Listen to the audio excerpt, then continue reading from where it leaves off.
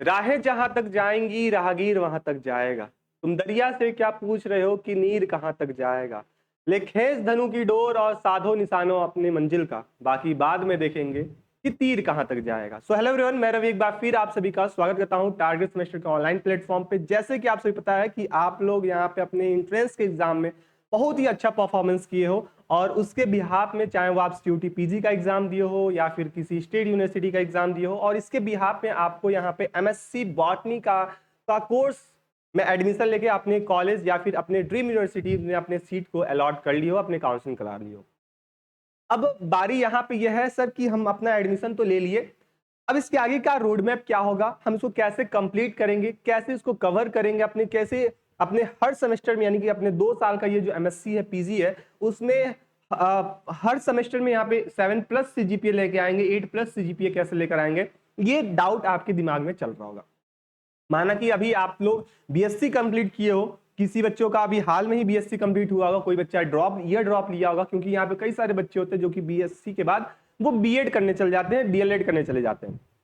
ठीक है, और फिर वो सोचते हैं पहले डीएलएड बीएड कर लेंगे, फिर हम यहाँ पे पीजी कर लेंगे। तो ये भी आप लोग में से कई सारे बच्चे होंगे, मुझे पता है।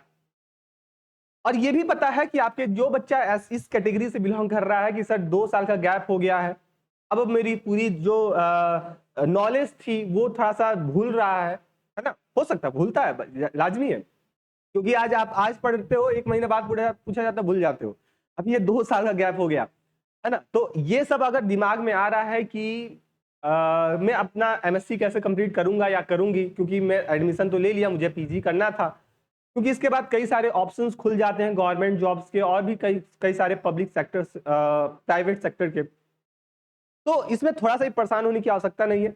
टारगेट सेमेस्टर, टारगेट गुरुकुल आपके लिए यहाँ पे जब तक है तब तक आपको परेशान होने की थोड़ा सा भी आवश्यकता नहीं है। मुझे पता है कि आप लोग यहाँ पे जो अपना बीएससी का जो जर्नी था वो टारगेट सेमेस्टर, टारगेट गुरुकुल के साथ ही कंप्लीट किए होगे। अगर नहीं कंप्लीट किए होगे, अब यहाँ से आप लोग इस जर्नी में लग जाओ।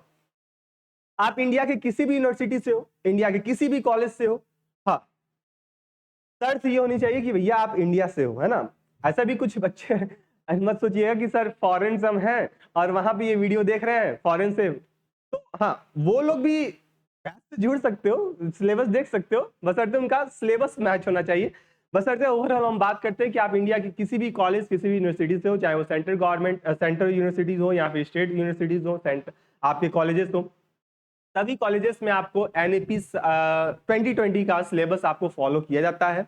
और मैं रवि आपको यहाँ पे बताऊंगा एमएससी बॉटनी का, यानी कि फर्स्ट ईयर का, फर्स्ट सेमेस्टर का यहाँ पे बॉटनी का सिलेबस, जो कि आपके एग्जाम के पॉइंट ऑफ व्यू से इंपॉर्टेंट रहने वाला होगा। और ये बात दिमाग से आप निकाल दिया, सर मैं डीडीयू से हूँ, मैं एलयू से हूँ, मैं डीयू से हूँ, या मैं एयू से हूँ, है ना, और भी तमाम सारी यूनिवर्सिटीज हैं, सिद्धार्थ यूनिवर्सिटी से हूँ, तो क्या ये सिलेबस वाली वीडियो में देख सकता हूँ? क्या जो आप रोड मैप बताओगे उस रोड मैप को फॉलो कर सकता हूँ कि नहीं कर सकता हूँ? ये सब बात आप दिमाग से हटा दीजिए।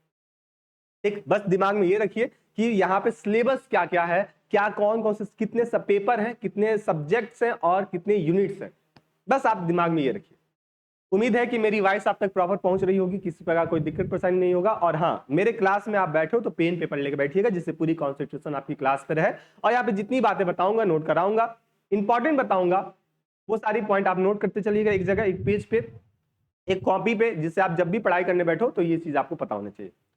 चलो स्टार्ट करेंगे यहाँ पे अपना एनईपी 2020 का यहाँ पे सिलेबस। आप लोग देख सकते हो सर, एनईपी 2020 का ये सिलेबस है, और इंडिया के आप किसी भी यूनिवर्सिटीज में हो, ये सिलेबस आपको फॉलो करना होगा। ठीक है, चलो सबसे पहले हम बात करते हैं कि सर अगर हम एमएससी फर्स्ट सेमेस्टर में एडमिशन ले लिए बॉटनी में, तो कौन कौन से सब्जेक्ट्स, कौन कौन से पेपर, कितने टॉपिक्स। तो सबसे पहले आता है अपने पास 4 पेपर थ्योरी, मतलब ओवरऑल 5 पेपर होते हैं, जिसमें 4 आपका थ्योरी होता है और एक आपका प्रैक्टिकल होता है। ठीक है, और हर सब्जेक्ट, हर पेपर आपका 100 नंबर वेरी करता है, यानी 500 नंबर का ये आपका फर्स्ट सेमेस्टर का जर्नी रहने वाला होगा। सबसे पहले बॉटनी के फर्स्ट पेपर की बात करते हैं, तो यहाँ पे आपको एल्गी और ब्रायोफाइटा पढ़ने को मिलता है। ठीक है, पेपर का ये नाम है, ठीक, बात को ध्यान समझिएगा। फिर पेपर 2 में बात करते हैं फंजाई और प्लांट वायरस। पेपर 3 की बात करते हैं टेरिडोफाइटा, जिम्नोस्पर्म, पैलियोबॉटनी। पेपर 4 की बात करते हैं तो माइक्रोबायोलॉजी, और पेपर 5 की बात करते हैं तो प्रैक्टिकल। अब आप लोग में से कई सारे बच्चे खुश कि साहब ये सब तो हम लोग बीएससी में पढ़े थे, इसके हम नोट्स भी बनाए थे साहब, लेकिन ये छोटा सा गलतफहमी अपने दिमाग से हल्का सा साइड कीजिएगा इसको। क्यों? इसलिए क्योंकि जो आप बीएससी में जितने भी पोर्शन पढ़े थे, वेल एंड गुड, अच्छी बात है, लेकिन वहां पे आप डिटेल में सारी बातों को नहीं पढ़े थे। मैं अभी अब सब टॉपिक को भी दिखाऊंगा और तब आप बताइएगा कि क्या ये सब टॉपिक हम वहां पढ़े थे कि नहीं पढ़े थे। ठीक है, चलते हैं अपने पेपर पे, एक एक पेपर के ऊपर बात करते हैं कि एक एक सब्जेक्ट कौन कौन से हैं और कितने यहाँ पे टॉपिक्स रहने वाले, कितनी यूनिट्स रहने वाले। ठीक है, ये सारा आपको सिलेबस आपको ये पता चल जाएगा, मिल जाएगा इसी पीडीएफ में, तो परेशानी हो। सबसे पहले हम आएंगे सर अपना फर्स्ट पेपर बॉटनी का, जिसका नाम होगा एल्गी एंड ब्रायोफाइटा, और एल्गी और ब्रायोफाइटा में आपके 4 यूनिट्स रहने वाले होंगे। अब यूनिट का नाम देखिए क्या क्या है। सबसे पहले general characteristic features life cycle classification, जो कि किसके थ्रू दिया गया था, फ्रिंच साहब के थ्रू, स्मिथ साहब के थ्रू और ली साहब के थ्रू, यानी कि तीनों साइंटिस्ट का आपको डिटेल में क्या पढ़ना होगा, कैरेक्टरिस्टिक फीचर्स, क्लासिफिकेशंस और इनके जितने भी मेंबर्स हैं, जो भी इनका रोड मैप, वो सारी चीज आपको पढ़ना पड़ेगा। याद करो बीएससी में हम केवल एक ही साइंटिस्ट का पढ़ लेते, स्मिथ साहब का पढ़ लेते थे, बाकियों को छोड़ देते थे, लेकिन यहाँ पे नहीं। यहाँ पे modern trends for the algae का क्लासिफिकेशन, जो आज के दौर में जो मॉडर्न ट्रेड चल रहा है क्लासिफिकेशन का, उसकी बात करनी है। स्टडी ऑफ डिवीजन साइनोफाइटा, साइनोफाइटा की हम जो स्टडी है उसकी हम डिवीजन की बात करनी है। Chlorophyta, xanthophyta with the reference of their following, जैसे कि जनरल कैरेक्टरिस्टिक फीचर्स हमको जानना है इनका। ठीक है, जैसे कि साइनोफाइटा के जनरल कैरेक्टरिस्टिक फीचर, फिर इसी का range of structure, organisation of thallus, reproductive diversity, pigmentation, reserve food material, है ना, इनका क्लासिफिकेशन लेवल, इनके ऑर्डर तक, ये सारी बातें हमको किसमें करनी पड़ेगी, अपने यूनिट नंबर 1 में करनी पड़ेगी। यूनिट 2 में आते हैं तो यहाँ पे स्टडी हमको जो डिवीजन है फियोफाइटा और रोडोफाइटा, फियोफाइसी और रोडोफाइटा का यहाँ पे रेफरेंस ऑफ फॉलोइंग, जिसमें बात की इसके general features, range of structures, organisation of thallus, reproductive diversities, life cycle pattern, classification up to order तक, जनरल कैरेक्टरिस्टिक फीचर्स, है ना, ये सारी बातें हमको पढ़नी पड़ेगी अपने यूनिट नंबर 2 में, जो कि हम लोग बीएससी में इसको डिटेल में नहीं पढ़े थे। याद आ रहा है ना। यूनिट 4 की बात करते हैं तो यूनिट 3 की बात करते हैं तो यहाँ पे criteria and certain trends of the classification of Bryophyta, origin and evolution of Bryophyta, ecological, फिर सिग्निफिकेंट, इकोनॉमिक इंपॉर्टेंस ब्रायोफाइटा क्या क्या है, इसके साथ साथ डाइवर्सिटी, ब्रायोफाइटा की डाइवर्सिटी जिसमें हैबिटाट की बात करेंगे, डेवलपमेंटल मॉर्फोलॉजी और ऑर्गेनाइजेशन की बात करेंगे, गेमेटोफाइट्स और स्पोरोफाइट की बात करेंगे, है ना। तो ये सारी बातें हमको यहाँ पे डिटेल में अपने यूनिट नंबर 3 में पढ़ने को मिलेगा। यूनिट 4 पे आते हैं तो यहाँ पे कॉम्परेटिव स्टडीज हमको मिल जाता है, किसके बीच में, यहाँ पे morphology, anatomy, life cycle classification, phylogeny, है ना, जिसके हम स्पीसीज रेफरेंस में जितने भी इंडियन फॉर्म्स हैं तो इन सबके हम क्या करना पड़ेगा, सबका यहाँ पे कैरेक्टरिस्टिक फीचर्स पढ़ना को मिलेगा। तो ये अपना पहला पेपर था एल्गी और ब्रायोफाइटा। इसी तरह अपना सेकंड पेपर आता है और सेकंड पेपर में हम बात करेंगे, इसका नाम होगा fungi and plant virus, fungi and plant virus. ठीक है, तो सबसे पहले इसमें भी आपको 4 यूनिट मिलेगा। पहला यूनिट में हम बात करेंगे स्टेटस ऑफ फंजाई, जिसमें principle importance, system of classification, rank of classes, ठीक है, जिसमें सब मिक्सोमाइसिटीज, प्लाज्मिडोमाइकोटा, फिर यहाँ पे आपकी जितने भी इनके क्लासेस हैं, जाइगोमाइसिटीज, एस्कोमाइसिटीज, बैसिडोमाइसिटीज, उनके ऊपर डिटेल में इनके हर मेंबर्स के बारे में पढ़ना आपको मिलेगा। फिर इनके रैंक्स ऑफ ऑर्डर क्या है, रेंज ऑफ स्ट्रक्चर, ऑर्गेनाइजेशन कैसा है, वेजिटेटिव रिप्रोडक्टिव स्ट्रक्चर कैसा है, मेथड ऑफ रिप्रोडक्शन कैसा है, variation of life cycle, economic importance. ठीक है, ये सारी बातें हम इसको अपने यूनिट नंबर 1 में पढ़ेंगे। यूनिट 2 की बात करते हैं तो यूनिट 2 भी आपका फंजाई से ही रिलेटेड है, जिसमें हम हेट्रोकाइरोसिस, जिसमें parasexuality, heterothallism, hormone control, sexual reproduction की बात करेंगे। ठीक है, यहाँ पे हम लाइकेन की भी बात कर रहे होंगे, मेथड्स ऑफ रिप्रोडक्शन, जिसमें फिजियोलॉजिकल रिलेशनशिप मायोबायोट्स और फाइकोबायोट्स के बीच में, यहाँ पे इनके बीच की इंटर रिलेशनशिप की बात करेंगे। ठीक है, यहाँ पे माइकोराइजा, टाइप्स एंड सिग्निफिकेंस की बात करेंगे। ये सारी बातें हम यूनिट नंबर 2 में कर रहे होंगे। यूनिट 3 की बात करते हैं तो यूनिट 3 में हम प्लांट वायरस में हम यहाँ पे प्लांट वायरस कैसा है, इसकी ओरिजिन कैसी होती है, नॉमेनक्लेचर, क्लासिफिकेशन कैसा है प्लांट वायरस का, मोड ऑफ ट्रांसक्रिप्शन कैसा हो रहा है, वेरिएशन, इसकी मॉर्फोलॉजी कैसी है, ultra structure of plant viruses कैसे हैं, ठीक है, मोड ऑफ इन्फेक्शन कैसे है, रेप्लिकेशन कैसे होते हैं प्लांट वायरसेस में, ट्रांसलोकेशन वायरस में कैसे होते हैं। ठीक, ये प्लांट में जो भी प्रोडक्ट बन रहा है इसका प्रोडक्ट का फॉर्मेशन कैसा होता है, तो अपना यूनिट नंबर 3 में ये पॉइंट मिलेगा। यूनिट 4 थोड़ा छोटा आता है, लेकिन इसमें भी आपको ऑन्कोजीन्स, वायरस का ऑन्कोजीन्स की बात की जाएगी, viroids, satellite virus, prions, technicals, techniques of virus diagnostic, ये सारी बातें हम किस में करेंगे, यूनिट नंबर 4 में करेंगे। तो ये अपना 2 पेपर हो गया, ठीक है। अब बारी आती है सर थर्ड पेपर की, जिसमें हमको मिलेगा सर टेरिडोफाइटा, जिम्नोस्पर्म और पैलियोबॉटनी। ये 3 पोर्शन हमको यहाँ पे पढ़ने को मिलेगा, यहाँ पे देखने को मिलेगा इस पेपर में। और इसका सबसे पहला यूनिट क्या मिलता है, तो इसमें classification and origin of pteridophyta की बात की जाएगी।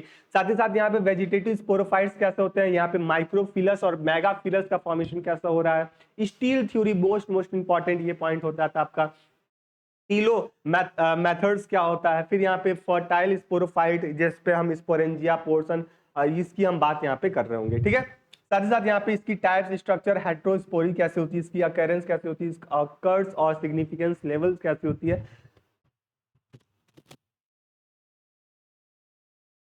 हम लोग यहाँ पे कर रहे होंगे, समझ रहे होंगे, ठीक है। तो ये पॉइंट आप यहाँ पे ध्यान रखिएगा।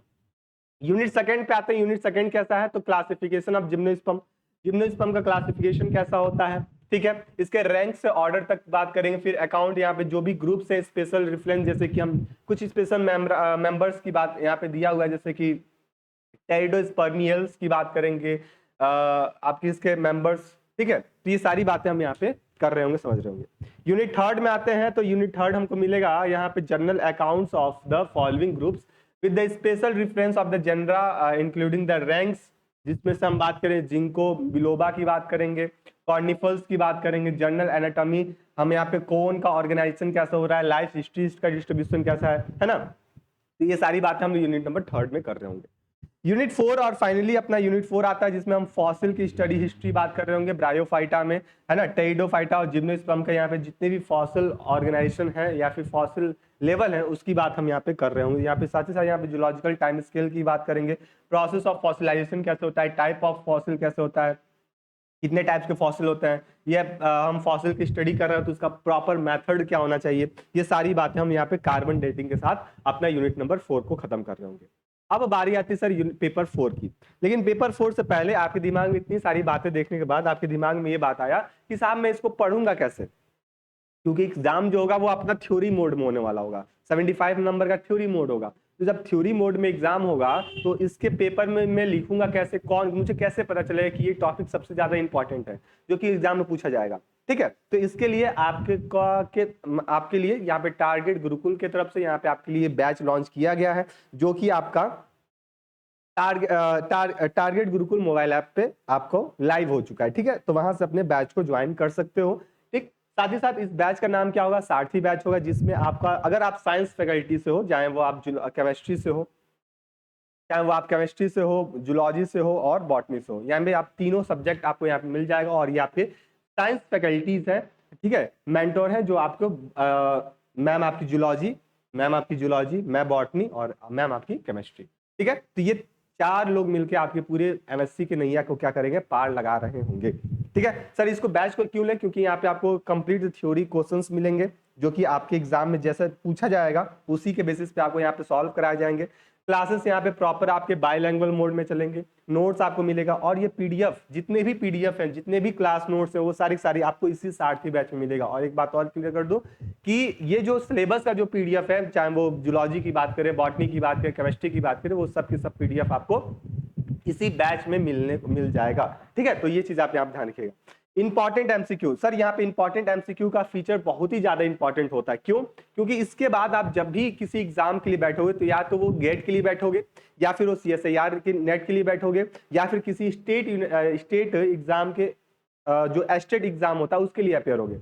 तो वहां पे जो पेपर का जो पैटर्न होता है उन लोगों के लिए वो एमसीक्यू होता है। लेकिन यहाँ पे आपको थ्योरी पढ़ाया जाएगा, लेकिन यूनिट वाइज आपको यहाँ पे कुछ एमसीक्यू क्वेश्चन भी प्रोवाइड किए जाएंगे, जिससे आपके बेसिक भी क्लियर होते रहेंगे। साथ ही साथ आपको इन फ्यूचर जिस भी एग्जाम में बैठना चाहोगे, आप उस एग्जाम में अपने नोट्स को पढ़ के, अपने पूरे डीपीपी जो भी आपके पास मटेरियल मिलेंगे, है ना, ई बुक्स मिलेंगे, उसको पढ़ के अपने एग्जाम को क्लियर कर सकते हो, है ना। तो आपको मैं डे 1 ही बताया था कि हम लोग यहाँ पे इस लहजे से पढ़ेंगे कि आने वाले फ्यूचर में जितने भी एग्जाम है वो अपने इसी नोट से, इसी बैच से ही क्लियर हो जाए। मुझे अलग से उस पर मतलब बैच लेन अलग से होता है ना कि हम एमएससी कंप्लीट हो गया, अब 6 महीना 1 साल हम नेट की तैयारी करेंगे, गेट की तैयारी करेंगे और फिर एग्जाम देने जाएंगे, है ना, अलग अलग कोचिंग ज्वाइन करेंगे, तो ये सब से आप बच जाओगे, यहाँ पे आपका टाइम बच जाएगा। तो ये सब काम आपको इस बैच में देखने को मिलेगा, ये सारी फैसिलिटीज आपको मिल जाएंगे यहाँ पे।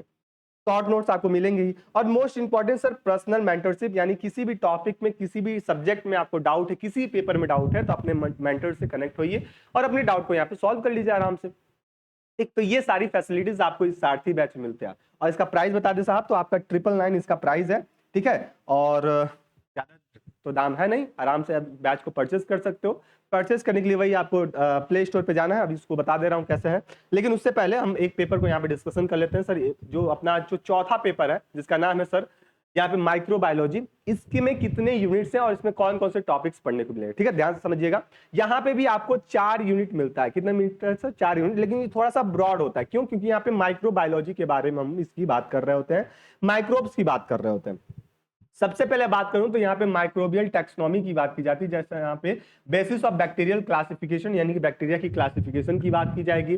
फिर यहाँ पे एनालिसिस ऑफ फिनेटिक्स, फिर यहाँ पे जेनेटिक्स, फिलोजेनेटिक कैरेक्टरिस्टिक फीचर्स की बात करेंगे, है ना। यहाँ पे बैक्टीरिया जो टैक्सोनॉमी होती है, जो बैक्टीरिया की अरेंजमेंट है, क्लासिफिकेशन, उसकी हम बात करेंगे। जो डिफरेंट टाइप्स के बैक्टीरियाज हमारे अर्थ पे उपस्थित हैं, ठीक, इसकी बात करेंगे। साथ ही साथ यहाँ पे आइसोलेशन ऑफ प्योर कल्चर कैसे किया जाता है, एनरिचमेंट कल्चर टेक्निक क्या होता है, मेंटेनेंस ऑफ प्रिजर्वेशन कैसे होता है, बैक्टीरियल कल्चर का टाइप, कल्चर मीडिया का कितने टाइप्स होते हैं, ये तमाम सारी बातें हम इस अपने यूनिट नंबर फर्स्ट में करेंगे। और एक तरह से ये आपका प्रैक्टिकल वर्क भी हो जाता है, इसमें आपको थ्योरी और प्रैक्टिकल दोनों मिलता है, ठीक है, ये चीज ध्यान रखिएगा।